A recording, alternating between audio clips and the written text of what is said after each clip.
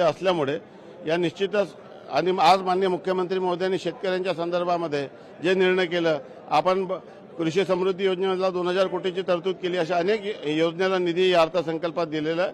त्यामुळे महाराष्ट्राच्या जनतेला जे काही आम्ही वचनं दिली होती ते पूर्ण करण्यामध्ये हा अधिवेशन आमच्यासाठी खूप महत्त्वाचा आहे। मिसिंग लिंकचं उदाहरण देऊन फक्त इन्फ्रास्ट्रक्चर कसं विकासाचं मॉडेल होऊ शकत नाही हे सांगण्याचा प्रयत्न विरोधकांनी म्हणजे जगापुढे असलेली ताकद आहे। एखादा जो माणूस मोठा काम करतो त्यामध्ये एखादी छोटीशी गोष्ट आली तर त्याला खूप मोठं करून दाखवण्यात काही अर्थ नाही।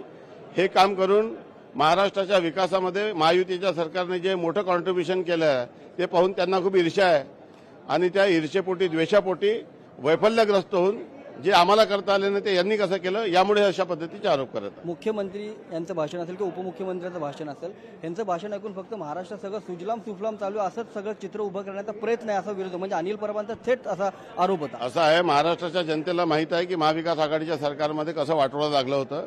लोकांच्या आशा अपेक्षा पूर्ण करण्यासाठी महायुतीचे सरकार खूप प्रामाणिकतेने काम करत आहे आणि दोन्ही उपमुख्यमंत्री आणि मुख्यमंत्री हे महाराष्ट्राला पुढे नेण्यासाठी काम करत आहे। राज्य सरकारचे सर्व मंत्री यामध्ये कॉन्ट्रीब्यूट करत आहे आणि विकसित महाराष्ट्राचा रोडमॅप आम्ही तयार केला आहे। त्याला टीकेला लक्ष न देता आम्ही आपल्या वाटचाल यशस्वीरित्या पुढे नेणार आहोत। तुमच्या दृष्टीने अत्यंत महत्त्वाचं अधिवेशन होतं कारण रामटेक बाबत एक महत्त्वाचं विधेयक झालं ते पास झालेलं आहे। मंदिराची जी आता उभारणी लवकरच होईल, तुम्ही खूप जास्त परिश्रम घेतले होते सगळ्यासाठी। रामटेकचा राम मंदिरामध्ये 1971 पासून त्याला पब्लिक ट्रस्ट करा अशा पद्धतीची ऑर्डर चॅरिटी कमिशनरने दिली होती।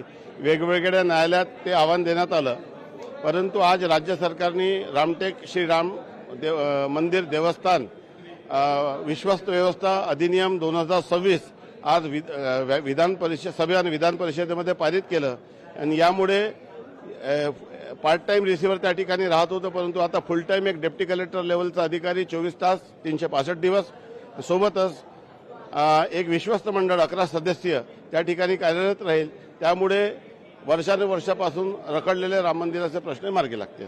धन्यवाद आमच्याशी बोलल्याबद्दल। तर विरोधक केवळ टीका करतायत, राज्य सरकारने चांगलं कामं केलेली आहेत, ती चांगली कामं देखील विरोधकांनी पाहायला पाहिजेत आणि यासोबतच रामटेकमध्ये जे राम मंदिराबाबत विश्वासाबाबतचं जे विधेयक मांडण्यात आलं ते अत्यंत महत्त्वाचं असतं असं देखील आशिष जयस्वाल यांनी इकडे आपल्याला म्हटलेलं पाहायला मिळते। उमेश करंजकर, लोकशाही मराठी, मुंबई। लोकशाही मराठी ऐका, पहा, जागरूक रहा।